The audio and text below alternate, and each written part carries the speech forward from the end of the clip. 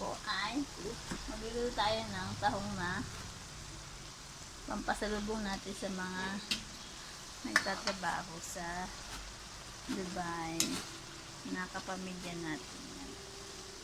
Dahil merong isang pupunta doon na taga rito at magdadala ng isang malitang tahong. Hindi pala, isang malitang isda at tahong at tuyo. Yan po ang gusto nila mga pasalubong.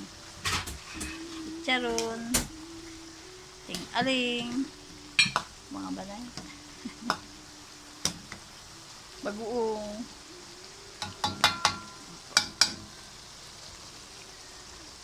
Iigahin pa po siya hanggang sa magmantika para po pag nilagay sa lagayan at isinilod ay hindi siya masyado masabaw at hindi matatapon sa maleta.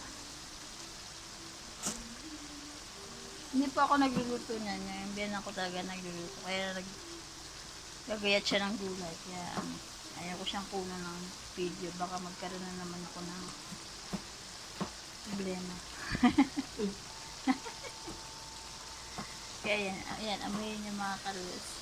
Singutin niyo ang amoy ng tao.